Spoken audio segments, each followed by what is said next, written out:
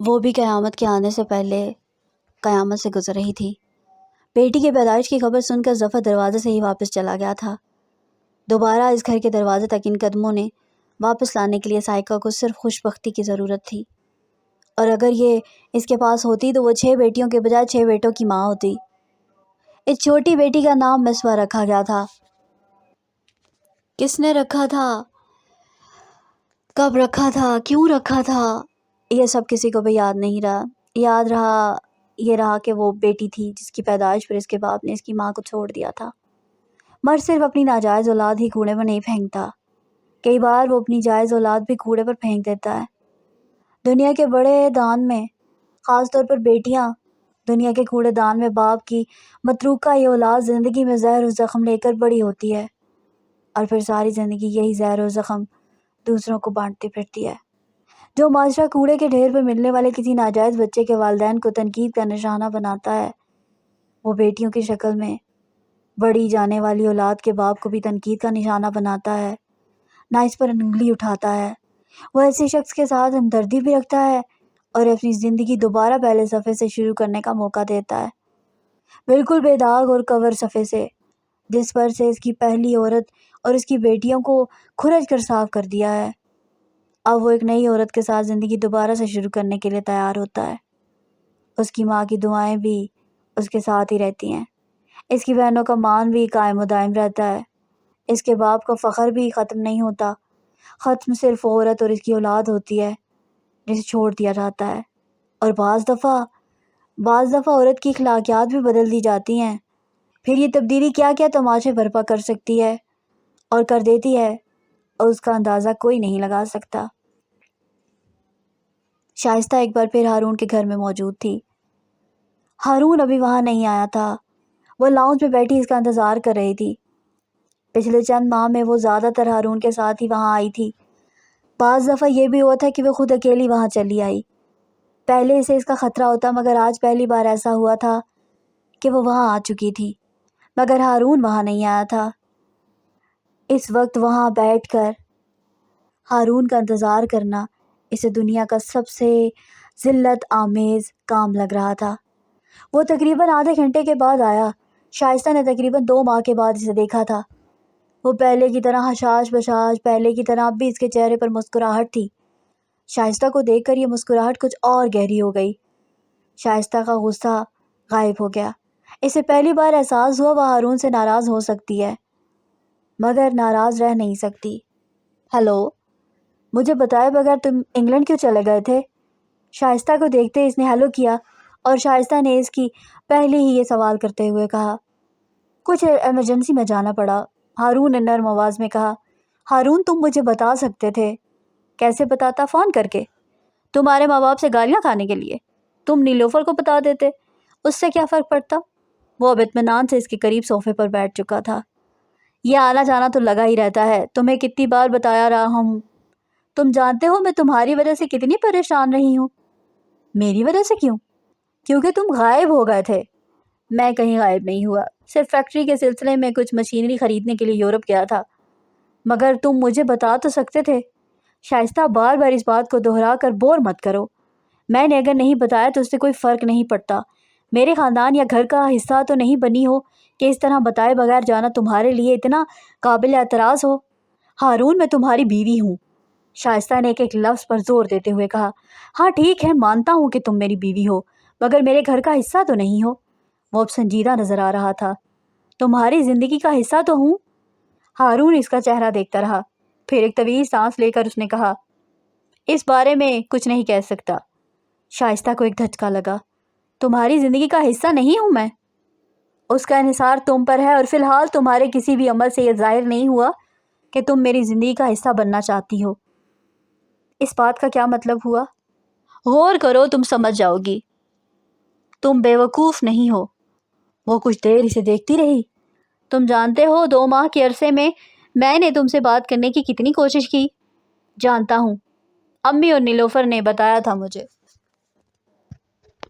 اور پھر بھی تم نے مجھ سے رابطہ کرنے کی کوشش نہیں کی؟ اسے ایک اور دھچکا لگا۔ اس لیے کوشش نہیں کی کیونکہ تمہارے اور میرے درمیان پچھلے کچھ عرصہ سے اتنی بے معنی اور بے مقصد باتیں ہیں کہ مجھے اسے الجھن ہونے لگتی تھی۔ بے معنی اور بے مقصد؟ تمہیں یہ لگنے لگا ہے کہ میری اور تمہاری گفتگو بے معنی اور بے مقصد ہو گئی ہے؟ اسے تکلیف پہنچی۔ ہاں، جس گفتگو کا کوئی نتیجہ نہ نکلتا وہ بے معنی ہی ہوتا ہے۔ تم کو نتیجے کے بارے میں اتنی فکر ہے تو تم اس گفتگو کو کسی نتیجے پر پہنچانے کی کوشش کیوں نہیں کرتے؟ اور اس بات کچھ تلخی سے بولی، پچھلے کئی ماہ سے اور کیا کر رہا ہوں، لیکن کوئی بھی کام صرف ایک شخص کے کرنے سے نہیں ہوتا، کم از کم اس قسم کا کام جس میں ہم پھنسے ہوئے ہیں۔ تمہارا مطلب ہے میں تمہاری مدد نہیں کر رہی ہوں؟ ہاں، میرا یہی مطلب ہے، لیکن یہ سب کچھ کہنا اس لیے کوئی فائدہ نہیں ہے کیونکہ یہ سب میری غلطی ہے۔ کسی بھی شخص کے ساتھ ہونے سے پہلے اس کے خلوص کو ضرور دیکھ لینا چاہیے۔ میں نے یہ نہیں کیا، غلطی کی۔ تمہیں لگتا ہے میں تمہارے ساتھ مخلص نہیں ہوں؟ ہاں، مجھے یہی لگتا ہے، اس نے بے دھڑک کہا۔ تمہارے لیے کسی اخلاص کے بغیر ہی میں نے تم سے گھر والوں سے چھپ کر شادی کر لی، وہ اس بار تیز آواز میں بولی۔ شادی کا خلوص سے کیا تعلق ہے؟ شادی کا خلوص سے کوئی تعلق نہیں ہے۔ کوئی اخلاص رکھے بغیر ساری زندگی کا تعلق باندھتا ہے؟ جذبات میں آ کر انسان بہت کچھ کر گزرتا ہے، شادی بھی۔ بعد میں وہ اکثر پچھتاتا ہے، جیسے اب تم مجھ سے شادی کے فیصلے پر پچھتا رہی ہو۔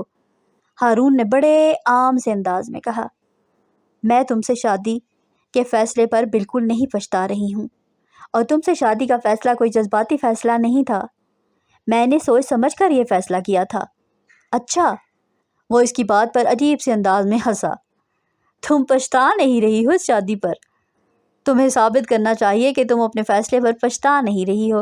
اپنے والدین کو تم تیار نہیں کر سکی کہ وہ ہمارے گھر آئیں، یا پھر شاید تم نے ایسی کوشش ہی نہیں کی کہ وہ مجھ سے تم کہہ رہی ہو کہ تم مجھ سے شادی پر پچھتا نہیں رہی ہو۔ ہارون، غلط بات مت کرو۔ تمہارے لیے میں نے زندگی میں پہلی بار اپنے والدین کے سامنے اس طرح بات کی، ان کی مرضی سے شادی کرنے سے انکار کر دیا، انہیں مجبور کیا کہ وہ تمہارا پرپوزل قبول کریں، اور تم کہہ رہے ہو کہ مجھے اپنے اس فیصلے پر پچھتاوا ہے، اس لیے میں اپنے والدین سے تمہارے سلسلے میں بات نہیں کر رہی۔ اگر تم یہ سب کر سکتی ہو تو تمہیں ہمارے گھر کیوں نہیں بھیج رہی انہیں؟ کتنی باتیں منواؤں گی میں ان سے؟ ہر چیز کی ایک حد ہوتی ہے۔ تم یہ چاہتے ہو کہ میں انہیں اس بات پر مجبور کروں اور پھر سے بگڑ جائیں۔ تم خود سوچو، کیا تمہارا یہ مطالبہ جائز ہے؟ ہاں، بالکل جائز ہے۔ میرے ماں باپ اتنی بار تمہارے گھر گئے ہیں، ہر بار تمہارے گھر والوں نے انکار کیا، جو بے عزتی کی وہ الگ۔ اب اگر تمہارے ماں باپ میرے پرپوزل کو قبول کرنے پر تیار ہو گئے ہیں تو پھر انہیں اتنی زحمت بھی کر لینی چاہیے نا کہ وہ میرے گھر آ جائیں، وہاں آ کر میرے ماں باپ سے بات کر لیں۔ اس کی آواز میں ترشی تھی۔ تم اپنے ماں باپ سے ہی کیوں نہیں کہہ سکتے کہ وہ ایک بار پھر ہمارے گھر آئیں؟ تم تو دعویٰ کرتے ہو کہ تمہیں مجھ سے بہت محبت ہے۔ میں نے اس محبت کا ثبوت کئی بار اپنے ماں باپ کو تمہارے گھر بھیج کر دیا ہے، مگر اب میرے ماں باپ نہیں مانیں گے۔ تمہارے ماں باپ اور تمہاری بات نہ مانیں، میں اس پہ یقین نہیں کر سکتی۔ تمہارے گھر میں سب کچھ تمہاری مرضی سے ہوتا ہے، اور اتنا معمولی سا کام تم ان سے نہیں کروا سکتے۔ اسے ہارون کی بات پر غصہ آیا۔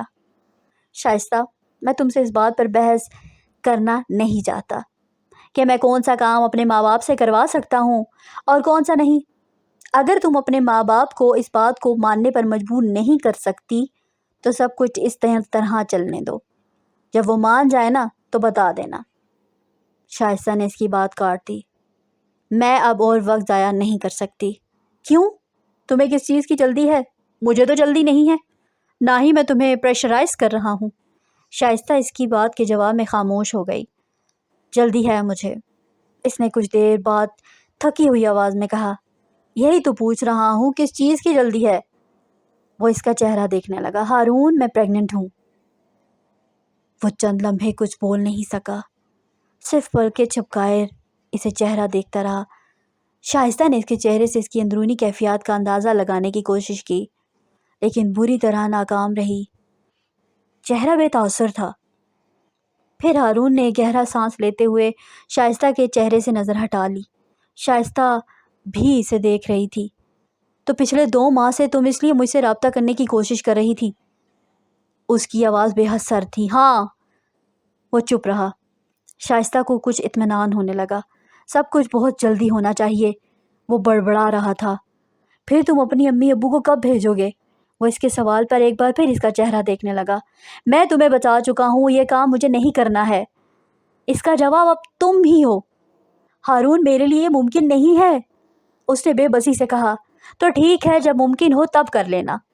ہارون کے اطمینان نے اس کو لرزایا۔ میرے پاس اور وقت نہیں ہے، کیا تمہیں یہ احساس نہیں ہے کہ میں پریگننٹ ہوں؟ اس نے تیز آواز سے کہا۔ اگر تم پریگننٹ ہو تو یہ تمہارا مسئلہ ہے۔ سرد آواز میں ہارون کے منہ سے نکلے ہوئے اس جملے نے کچھ اور اسے ساکت کر دیا۔ اسے لگا کہ شاید اس نے ہارون کی بات سننے میں غلطی کی ہے۔ تم نے کیا کہا ہارون؟ اس نے کس خوش فہمی کے تحت پوچھا۔ میں نے کہا اگر تم پریگننٹ ہو تو یہ تمہارا مسئلہ ہے۔ ہارون نے اس بار بہت ٹھہر ٹھہر کر ایک ایک لفظ بولا، وہی جملہ دوبارہ اسی سرد مگر پرسکون آواز میں دہرا دیا۔ کوئی خوش فہمی یا غلط فہمی باقی نہیں رہی۔ شائستہ کو اپنا حلق خشک ہوتا ہوا محسوس ہوا۔ میں پریگننٹ ہوں تو یہ صرف میرا مسئلہ ہے، تمہارا مسئلہ نہیں ہے؟ نہیں، یہ صرف تمہارا مسئلہ ہے، میں اس کا حصہ نہیں ہوں۔ شائستہ ایک دم صوفے سے اٹھ کھڑی ہوئی اور اس نے چلاتے ہوئے کہا، میں پریگننٹ ہوں تو یہ تمہارا مسئلہ ہی نہیں ہے، یہ صرف میرا مسئلہ ہے۔ کیا میں تمہاری بیوی نہیں ہوں؟ کیا تم نے مجھ سے شادی نہیں کی؟ اس کا چہرہ سرخ ہو رہا تھا۔ تم میری بیوی ہو اور میں نے تم سے شادی بھی کی ہے، لیکن یہ تمہارا اصرار تھا کہ اس شادی کا اعلان نہ کیا جائے۔ اب اگر تمہارے اس فیصلے کی وجہ سے تمہیں کوئی پرابلم پیش آ رہی ہے تو اس کی ذمہ دار صرف تم ہو، میں نہیں ہوں، اور اس پرابلم کو ڈیل بھی تم ہی خود کرو۔ میں اس سلسلے میں تمہارے لیے کچھ نہیں کر سکتا۔ ہارون کے منہ سے نکلے ہوئے چند جملے سے چند لمحوں کے اندر آسمان سے زمین پر لے آئے تھے۔ تم میری کوئی مدد نہیں کر سکتے؟ وہ روحان سی ہو گئی۔ نہیں، میں تمہاری کوئی مدد نہیں کر سکتا۔ تمہیں اپنے لیے راستوں کا تعین خود کرنا ہے۔ گھر جاؤ اور اپنے ماں باپ سے کہو کہ وہ تمہارا پرپوزل لے کر ہمارے گھر آ جائیں۔ سیدھی سی بات ہے یہ۔ وہ نہیں مانیں گے، ٹھیک ہے، تو پھر تم انہیں بتا دینا تم مجھ سے شادی کر چکی ہو اور پریگننٹ ہو۔ میں یہ بھی نہیں کر سکتی، وہ مجھے مار ڈالیں گے۔ وہ ایک دم رونے لگی۔ پھر گھر جاؤ، ہی مت، میرے ساتھ مستقل طور پر رہو۔ میں تمہارے گھر والوں کو خود اطلاع دے دوں گا کہ ہم نے شادی کر لی ہے۔ میرا خاندان کسی کو منہ نہیں دکھا سکے گا اگر میں یہ کروں گی تو۔ پھر چوتھا راستہ یہ ہے کہ میں تمہیں چھوڑ دوں تاکہ کم از کم تمہارے ماں باپ کی عزت تو محفوظ رہ سکے۔ تم ان کی مرضی سے کہیں بھی شادی کر لینا۔ اس کی آواز میں جو سفاکی تھی، شائستہ نے اسے بہت دیر بعد محسوس کیا تھا۔ اور وہ محبت کہاں ہے جس کا تم مجھے جھانسا دے رہے تھے؟ تم کو ہے مجھ سے محبت؟ تم کو بھی نہیں ہے۔ ہارون نے اس کی بات کا جواب دیا۔ کیا تم سے میری شادی میری محبت کا ثبوت نہیں ہے؟ وہ چلائی۔ شادی تو میں نے بھی تم سے کی۔ اگر یہ ثبوت ہے تو یہ ثبوت میں دے چکا ہوں۔ پھر تمہیں مجھ سے یہ سوال نہیں کرنا چاہیے کہ تمہیں مجھ سے محبت ہے یا نہیں ہے۔ ہارون نے اس کے غصے سے متاثر ہوئے بغیر کہا، مجھے آج بھی تم سے محبت ہے، اتنی ہی محبت جتنی پہلے دن تھی۔ یہ سوال تم اپنے گھر والوں سے جا کر کرو، ان سے پوچھو انہیں تم سے محبت ہے یا نہیں ہے۔ اگر ہے تو وہ تمہاری بات کیوں نہیں مانتے؟ اگر نہیں ہے تو پھر تم ایسے لوگوں کے ساتھ کیوں رہ رہی ہو؟ انہیں چھوڑ دو۔ شائستہ کا ذہن مکمل طور پر معاف ہو چکا تھا۔ وہ اسے جو راستہ دکھا رہا تھا، اسے ہر راستے کے اختتام پر اندھیرا نظر آ رہا تھا۔ پہلا قدم کہاں رکھنا چاہیے اس کی سمجھ سے باہر تھا۔ اسے اپنا پورا وجود ایک دم چمگادڑ کی طرح لگنے لگا تھا، جس کے لیے اندھیرا اندھیرا ہوتا ہے، نہ روشنی روشنی۔ اس نے صوفے پر ٹانگ رکھ کر بیٹھے اس شخص کو دیکھا جو آج بھی اس سے محبت کا دعویٰ کر رہا تھا۔ اس نے سر اٹھا کر اسے وسیع و عریض لاؤنج اور وہاں لٹکے فانوس کو دیکھا۔ چند ماہ پہلے یہ سب کچھ اس کے لیے جنت ارضی تھا، اور وہ اپنی مرضی سے اس جنت کے اندر آئی تھی۔ جنت کے اندر ہر کوئی اپنی مرضی سے ہی آتا ہے۔ یہ دوزخ ہوتا ہے جہاں لوگ زبردستی بھیجے جاتے ہیں، مگر وہ اپنی مرضی سے دوزخ میں آ گئی تھی۔ چکور کا چوتھا کونا پرفیکشن کے عذاب کو بھگتنے کے لیے تیار کھڑا تھا۔ آگے پیچھے دائیں بائیں ہر طرف ایک جیسا تھا، جس پر ایک قدم اسے کسی ایسے شکنجے میں گرفتار کر دیتا جس سے وہ ساری عمر آزاد نہیں ہو سکتی تھی۔ اسے ایسا لگ رہا تھا، ایسی خوش فہمی تھی، وہ اب بھی جس جگہ کھڑی تھی وہ اسی جال کی زد میں تھی۔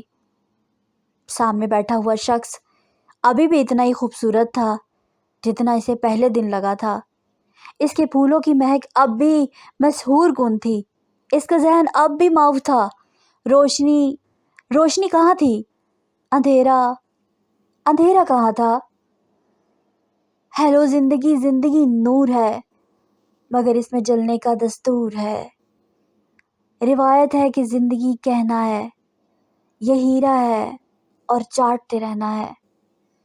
کوئی کہتا ہے اس کو باد صبا جو سب کچھ چھڑا دے، یہ ہے وہ ہوا اجالے اگلتی ہوئی سحر ہے، یہ تن کو نگلتی ہوئی لہر ہے۔ ہیلو زندگی، یہ سبزہ جگاتا ہوا آب ہے، یہ پچھلے پہر کا کوئی خواب ہے۔ ہیلو زندگی، ہیلو زندگی۔ صبیحہ قادوانی کے ساتھ یہ اس کی 8ویں ملاقات تھی، جس میں اس نے اس سے پہلی اپنی محبت کا اظہار کیا۔ رد عمل کم از کم اس کے لیے انتہائی حیران کن تھا۔ وہ اس کے جملے پر کھلکھلا کر ہنس پڑی اور پھر دیر تک ہنستی رہی۔ اسے کچھ حد تک کا احساس ہوا، لیکن سامنے بیٹھی ہوئی عورت کے گالوں میں پڑتے ہوئے ڈمپل، لمبی گردن سے ٹکراتی ہوئی لٹیں اور کانوں کے آویزے اور چہرے کی سرخ ہوتی ہوئی رنگت نے اس احساس کو گہرا ہونے نہیں دیا۔ وہ صرف ایک طویل سانس لے کر رہ گیا۔ وہ دونوں اس وقت ایک 5 اسٹار ہوٹل کے ڈائننگ ہال میں بیٹھے ہوئے تھے۔ باتوں میں تمہارا کوئی جواب نہیں ہے، صبیحہ نے اپنی ہنسی پر قابو پاتے ہوئے کہا۔ وہ اب اپنے پرس سے ایک چھوٹا سا آئینہ نکال کر اپنی لپسٹک ٹھیک کر رہی تھی۔ اس میں اس طرح ہنسنے والی تو کوئی بات نہیں ہے، میں نے تم سے حقیقت کا اعتراف کیا ہے۔ وہ اس کی بات پر مسکراتے ہوئے اپنے پرس کو بند کرنے لگی۔ تمہیں یہ سب کچھ صرف باتیں کیوں لگتا ہے؟ اس نے کچھ تیکھے لہجے میں اس سے پوچھا۔ کیونکہ مجھ سے ملنے والا ہر مرد مجھ سے یہی کہتا ہے جو تم نے چند لمحے پہلے کیا، اور تقریباً انہی لفظوں میں جن میں تم نے کہا۔ بعض دفعہ مجھے لگتا ہے اس دنیا میں مرد کو محبت کرنے کے علاوہ اور کوئی کام نہیں ہے، اور وہ بھی صبیحہ قادوانی سے۔ وہ ایک بار پھر ہنسنے لگی۔ شاید آج تم ہر بات کو مذاق میں اڑانے کے موڈ میں ہو۔ وہ سنجیدہ ہو گیا۔ ضروری تو نہیں ہے کہ ہر مرد تم سے جھوٹ ہی بولتا ہو۔ مرد محبت کر ہی نہیں سکتا صاحب، یہ چیز اس کے خمیر میں نہیں ہے۔ محبت صرف عورت کی صفت ہے، وہی کرتی ہے اور وہی کر سکتی ہے۔ صبیحہ قادوانی کے چہرے سے ایک دم مسکراہٹ غائب ہو گئی تھی۔ وہ اب اپنے دائیں ہاتھ میں جام پکڑے اس میں موجود مشروب کے ہلکے ہلکے سپ لے رہی تھی۔ پھر کہکا لگانے کو دل کیوں نہ چاہے؟ اتنی خود پسندی اچھی نہیں ہے، اس نے کرسی کی پشت سے ٹیک لگاتے ہوئے کہا۔ بقول تمہارے، مرد محبت نہیں کر سکتا، تاج محل کیوں بنا دیتا ہے؟ اس نے کچھ چبھتے ہوئے لہجے میں صبیحہ سے پوچھا۔ تاج محل بنوا دیا اس نے، تاج تو نہیں چھوڑا۔ حرم بھی آباد رکھا، کیا بادشاہ اور کیا اس کی محبت۔ چلو بادشاہ کی بات نہیں کرتے، تم رومانی داستانوں پر آ جاؤ۔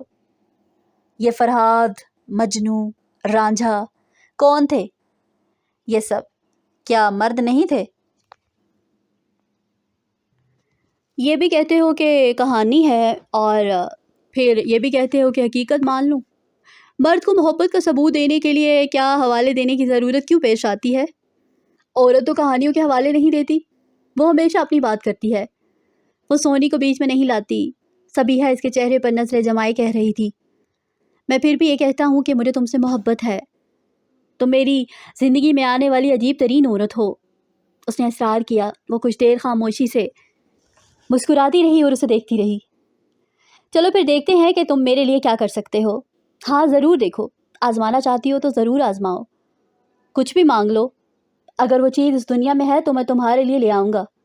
ہاں شرط صرف یہ ہے کہ وہ میری دسترس میں ہو۔ واقعی؟ ہاں بالکل۔ تم کہہ کر کو تو دیکھو۔ صبیحہ کی مسکراہٹ گہری ہو گئی۔ ٹھیک ہے، چلو دیکھ لیتے ہیں آج کہ مرد واقعی محبت کر سکتا ہے یا نہیں کر سکتا۔ وہ اب ٹیبل پر پڑا وہی جام اٹھایا، جام میں پڑا وہی باقی ماندہ مشروب اس نے بڑے اطمینان کے ساتھ دوسرے جام میں انڈیل دیا۔ وہ حیرانی سے اس کی حرکات دیکھ رہا تھا۔ وہ اب جام کے اوپری کناروں کو ٹیبل کے کونے سے ٹکراتے ہوئے دیکھ رہی تھی۔ یہ کیا کر رہی ہو تم؟ وہ چپ نہیں رہ سکا، وہ اب کنارے توڑ چکی تھی۔ کچھ نہیں، میں اس ٹوٹے ہوئے جام سے تمہارے میز پر رکھے ہوئے ہاتھ پر ایک وار کروں گی۔ اگر تم نے یہاں سے نہیں اٹھایا تو میں تمہاری محبت پر ایمان لے آؤں گی، وہ ٹوٹا ہوا جام ہاتھ میں لے کر کہہ رہی تھی۔ اس دوپہر پہلی بار اپنے گھر میں داخل ہوتے ہوئے وہ غائب دماغی کے عالم میں تھی۔ پہلی دفعہ سے اس گھر میں وہ رہی تھی جہاں وہ پیدا ہوئی تھی۔ پہلی بار وہاں موجود سارے لوگ اسے اپنے دشمن لگ رہے تھے۔ پہلی بار اسے احساس ہوا کہ اس نے خود کو چوک میں کھڑا کر دیا ہے۔ عافیت کہاں تھی؟ امان کہاں تھی؟ ہارون کے پاس، اپنے گھر میں، کہاں؟ ہارون کے چند گھنٹے پہلے کہے گئے لفظ اسے حقیقت کی خارداری میں لے آئے تھے، اور اب پہلی بار وہ اپنے کے نیچے آنے والے کانٹوں کی چبھن محسوس کر رہی تھی۔ چند گھنٹوں کے اندر اندر اس کے لیے زندگی کا مفہوم ہی بدل گیا تھا، سب کچھ بدل گیا تھا۔ اسے اپنے گھر میں آنے والے کسی چہرے سے کوئی انس محسوس نہیں ہو رہا تھا۔ بھائی بھابھی بھتیجے بھتیجیاں سے ہر رشتہ گٹر میں پہنچا ہوا لگ رہا تھا۔ میری طبیعت خراب ہے اور میں سونا چاہتی ہوں، اس نے گھر آتے ہی بڑی ترشی سے امی سے کہا، اور سیدھی اپنے کمرے میں چلی گئی۔ سارا دن یوں ہی اپنے کمرے میں بند رہی۔ اگلے دن وہ کالج بھی نہیں گئی۔ تمہیں آخر اب کیا پریشانی ہے؟ پہلے تو ہارون سے شادی کا مسئلہ تھا، اب تو وہ بھی حل ہو گیا ہے، ہم نے تمہاری بات مان لی ہے، پھر تم اس طرح منہ سر لپیٹ کر سارا دن کمرے میں کیوں پڑی رہتی ہو؟ 2 دن کے بعد اس کی امی کو تشویش ہوئی تو انہوں نے پوچھا۔ اسے ان کی چھان بین بری لگی۔ آپ نے میری بات مان کر مجھ پر کوئی احسان نہیں کیا، یہ میرا حق تھا جسے آپ نے مانا ہے، اور کیا خاص کیا ہے آپ نے؟ اس کی امی حیرانی سے اس کا منہ دیکھنے لگی۔ تمہارے نزدیک ہمارا رضامند ہو جانا کوئی خاص بات ہی نہیں ہے؟ نہیں، میرے نزدیک یہ کوئی خاص بات نہیں ہے۔ آپ کون سا بخوشی اور آسانی سے اس رشتے پر رضامند ہو گئے ہیں؟ آپ نے مجھے عذاب میں مبتلا کیے رکھا ہے، اور اب تک آپ مجھے مسلسل تکلیف ہی دے رہے ہیں۔ کیا تکلیف دے رہے ہیں ہم تمہیں؟ مجھ سے مت پوچھیں، اپنے آپ سے پوچھیں، تماشا بنا کر رکھ دیا ہے۔ آپ نے میری پوری زندگی کو، وہ ایک دم بلند آواز میں بولنے لگی۔ ہم نے تماشا بنایا ہے تمہیں؟ اس کی امی ہکا بکا ہو کر اسے دیکھنے لگی۔ یا پھر تم نے تماشا بنایا ہے ہمیں؟ آپ نے تماشا بنایا ہے مجھے، آپ کی ضد نے، آپ کے چھوٹے اصولوں نے، آپ لوگوں کی نام نہاد پارسائی نے، آپ کے مذہب کے ڈنکوں نے۔ آپ لوگ ساری عمر اپنی اولاد کو اپنی مٹھی میں رکھنا چاہتے ہیں۔ اولاد اپنی مرضی سے کچھ بھی نہ کرے، ہمیشہ وہی کرتی رہے جو آپ کی خواہش ہو، اپنی اخلاقیات کی صلیب پر مصلوب کر دیتے ہیں اپنی اولاد کو۔ وہ لاشعوری طور پر وہی کچھ کہہ رہی تھی جو ہارون نے ان سے کہا تھا۔ نہ آپ لوگ ہارون کے پرپوزل کو اس طرح بار بار ٹھکراتے، نہ میں اسے کورٹ میرج کرتی اور اس مصیبت میں گرفتار ہوتی۔ صرف ان کے خراب رویے کی وجہ سے ہارون اب اپنے ماں باپ کو میرے گھر بھیجنے سے کترا رہا ہے، صرف اس کے رویے کی وجہ سے۔ وہ بھی ٹھیک کر رہا ہے، آخر وہ بھی انسان ہے، اسے بھی تو غصہ آ رہا ہوگا۔ اور پھر انکل کی بڑے بھائی ہونے کے باوجود میرے بابا نے بھی کبھی عزت نہیں کی۔ وہ اتنی بار میرے پرپوزل کے لیے یہاں آئے، ہر بار بابا نے الٹی سیدھی باتیں کی۔ اب اگر وہ یہاں آنے پر تیار نہیں ہے تو ٹھیک ہی ہے، آخر وہ بھی کب تک بے عزتی کرواتے۔ وہ دل ہی دل میں ہارون کی ہر بات سے اتفاق کر رہی تھی۔ وہ اس وقت اپنی ماں سے گفتگو کرتے ہوئے بھی اس کے ذہن میں یہی باتیں گردش کر رہی تھیں۔ تمہاری بات مان تو لی ہے ہم نے، کہہ تو رہے ہیں کہ تم ہارون سے کہو وہ اپنے ماں باپ کو بھیجے، ہم جتنی جلدی تمہیں یہاں سے رخصت کر دیں گے ہمیں اتنی ہی خوشی ہوگی۔ اس کی امی نے تلخی سے کہا۔ ہارون کے گھر والے اب یہاں آنے کو تیار نہیں ہیں، کیا؟ اس کی امی ہکا بکا رہ گئی۔ ہاں، اب وہ یہاں آنے پر رضامند نہیں ہیں۔ اگر وہ یہاں آنے پر رضامند نہیں تھے تو پھر ہارون کو اس طرح تمہارے پیچھے پڑنے کی کیا ضرورت تھی؟ کیا اسے احساس نہیں تھا کہ وہ غلط کام کر رہا ہے؟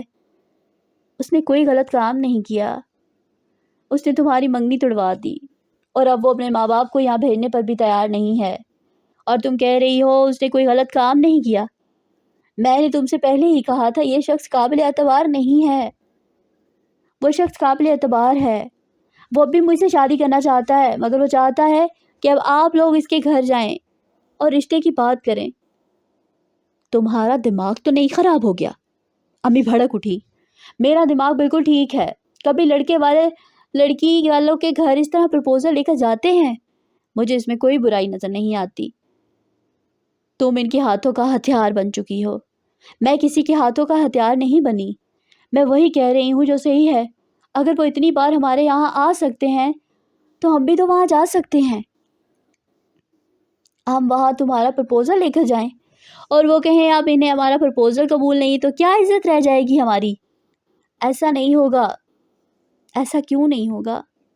हारून ने मुझे यकीन दिलाया है कि आप लोग प्रपोज़ल लेकर जाएंगे तो वो प्रपोज़ल कबूल कर लेंगे। तुम्हें हारून पर यकीन होगा, मुझे नहीं है। वो इतना काबिल एतमाद होता तो तुमसे ये मुतालबा ना करता। ये मुतालबा उसने नहीं किया, उसके वालिदैन ने किया है। वो अपने वालिदैन को समझा सकता है, उन्हें मजबूर कर सकता है। क्या मैं आपको समझा सकती हूँ? आपको मजबूर कर सकती हूँ? अगर मैं ये काम नहीं कर सकती तो वो कैसे कर सकता है? तुमने मजबूर तो किया है हमें। तुम्हारी मंगनी का तोड़ा जाना और हारून के प्रपोजल पर एतराज़ ना करना, क्या इस बात का सबूत नहीं है कि हम तुम्हारी वजह से मजबूर हुए हैं? फिर हारून अपने माँ बाप को यहाँ आने पर मजबूर क्यों नहीं कर सकता? तुम लड़की होकर ये सब कर सकती हो तो मर्द होकर ये सब क्यों नहीं कर सकता? वो मजबूर है, इसके माँ बाप इसकी बात नहीं मान रहे। फिर ऐसे मजबूर मर्द से शादी करने की क्या ज़रूरत है? अभी भी हम तुम्हारे लिए हारून से बेहतर शख्स तलाश कर सकते हैं। मेरे लिए अब कोई शख्स भी हारून से बेहतर नहीं हो सकता, ना ही मैं इसके अलावा किसी दूसरे से शादी करूँगी। ठीक है, तो फिर इसे कहो वो अपने माँ बाप को भेजे। उसके माँ बाप यहाँ आने पर रजामंद। उसकी अम्मी ने तलखी से इसकी बात काट दी। उसके माँ बाप यहाँ आने पर रजामंद हैं या नहीं हैं? बहरहाल हम वहाँ नहीं जाएंगे। मैं किस मुँह से तुम्हारे बाप से ये बात कहूँगी कि वो अपनी बेटी का रिश्ता लेकर खुद इस भाई के घर जाएं जिसे वो सारी उम्र नापसंद करते रहे हैं? खुद मैं कैसे तुम्हारी ताई का सामना करूँगी जो पहले ही मुझे मेरी अमीरी की, अब मेरी औलाद की तरबियत के हवाले से ताने दे चुकी है? आपको मेरी परवाह नहीं है, ना मेरी ज़िंदगी की, ना मेरी खुशी की। आपको सिर्फ अपनी इज्जत की परवाह है। वो इनकी बात पर बुरी तरह झुंझलाई। मेरी बदकिस्मती ये है कि मैं तुम्हारी माँ हूँ। चाहूँ भी तो इस रिश्ते से इनकार नहीं कर सकती, और ना ही लोग इनकार फरामोश करेंगे। कीचड़ में पड़ने वाला तुम्हारा हर कदम चींटों को मेरे दामन तक ले आएगा। मैं बचने की कोशिश करूँ तब भी नहीं बच पाऊँगी। ये सब चीज़ें तुम तब समझोगी जब तुम खुद माँ बनोगी और अपनी जैसी किसी औलाद का सामना करोगी। मैं अपनी औलाद की ज़िंदगी आपकी तरह कभी जहन्नुम नहीं बनाऊँगी। मैं इन्हें अपनी मर्ज़ी के मुताबिक चलाने की कोशिश नहीं करूँगी। मैं इन्हें हक़ दूँगी कि वो जहाँ चाहें शादी कर लें। मैं आपकी तरह इनकी गर्दनों में अपनी पसंद या नापसंद का तोक नहीं डालूँगी। उसकी अम्मी इसका मुँह देख रही थी। शाइस्ता के लहजे में भी कहीं भी इन्हें अपने लिए अपनाया या शनासाई का कोई झलक नज़र नहीं आ रही थी। वो मुकम्मल तौर पर इनसे बदगुमान हो चुकी थी। इसकी अम्मी कुछ देर तक खामोशी से इसका चेहरा देखती रहीं, फिर कुछ कहे बगैर उठकर इसके कमरे से चली गईं। अगले 3 दिन वो दोनों बच्चे इसी हॉस्पिटल के इनक्यूबेटर में रहे। फातिमा स्कूल से फारिग होकर इनके पास चली जाती। शहीर भी इसके साथ होता और वो कुछ देर वहाँ गुजारती, फिर वापस आ जाती। अपने पास मौजूद रकम में से वो हॉस्पिटल के बिल अदा कर रही थी। पुलिस के चंद लोगों ने बस इसी रात हॉस्पिटल में आकर इन बच्चों के बारे में कुछ पूछगछ की, जिस रात वो इन्हें वहाँ लेकर आई थी। किसी नामालूम औरत के खिलाफ FIR दर्ज करवाने के बाद वो वहाँ से रुखसत हो गए थे कि अब ये ठीक हो जाएं तो दोबारा हमसे रब्ता कायम करें। फातिमा से खासी लंबी चौड़ी गुफ्तगू के बाद उन्होंने इसे हिदायत की और वो चले गए। वो इन बच्चों के पास कुछ घंटे गुजारने के बाद जब घर आती तो भी इसका जहन इन्हीं में अटका हुआ होता था। मोहल्ले में से अब और कोई इन बच्चों के पास हॉस्पिटल नहीं जाता था, मगर मोहल्ले की औरतों का तजस्सुस ख़त्म नहीं हुआ था। फातिमा के घर वापस आने के बाद यके बाद दीगरे औरतें मज़ीद मालूमात के लिए इनके पास आती रहती। अभी ज़िंदा हैं, वो मायूसी से कहती हुई चली जाती। फातिमा हैरत से इन्हें जाता हुआ देखती रहती। इसे अंदाज़ा नहीं था कि इन दोनों बच्चों का अभी तक ज़िंदा रहना दूसरे लोगों के लिए कितना शॉकिंग था। वो ख़ुद भी इनकी ज़िंदगी की ख्वाहिशमंद नहीं थी, लेकिन इसने इनके लिए मौत की दुआ भी नहीं की थी। उसने अपने अलावा अपनी ज़िंदगी में कभी किसी के लिए मौत की दुआ नहीं की थी। अपनी तमाम बदमिजाजी का बावजूद दूसरों से भी सिर्फ यही चाहती थी कि अगर कोई इनके लिए ज़िंदगी की दुआ नहीं कर रहा तो मौत की दुआ भी ना करे। इनकी ज़िंदगी या मौत का फ़ैसला अल्लाह ताला पर छोड़ दिया जाए। औरतों की बहुत सी बातें इसे नागवार लगती थीं। बाज़ बातें इसे हैरान करती थी तो बेजार, और बाज़ से इसे घिन आती रहती थी। اس کے باوجود وہ بڑی خندہ پیشانی کے ساتھ ان سب کو برداشت کر رہی تھی۔ اسے ساری عمر اب اس محلے میں ہی لوگوں کے ساتھ رہنا تھا اور وہ وہاں ایک نارمل زندگی گزارنا چاہتی تھی، پہلے جیسی زندگی گزارنا نہیں چاہتی تھی۔ زندگی میں ٹھوکریں انسان کو گرنا نہیں کھڑا کرنا سکھاتی ہیں، اور وہ بھی اب زندگی میں ایسی ہی ٹھوکروں کا سامنا کر رہی تھی۔ ربیہ مراد سے ملاقات نے جس عمل کا آغاز کیا تھا وہ آہستہ آہستہ صحیح مگر اس کے اندر بہت سی تبدیلیاں لا رہا تھا، اور تبدیلیوں کا یہ سلسلہ ربیہ مراد کے جانے کے بعد بھی ختم نہیں ہوا تھا۔ ان 2 بچوں کا واقعہ اور اس کے بعد محلے کی باقی عورتوں کے ہاتھ ہونے والے میل جول نے اسے زندگی کے ایسے پہلوؤں سے روشناس کروانا شروع کیا تھا جس سے وہ پہلے کبھی واقف نہیں تھی۔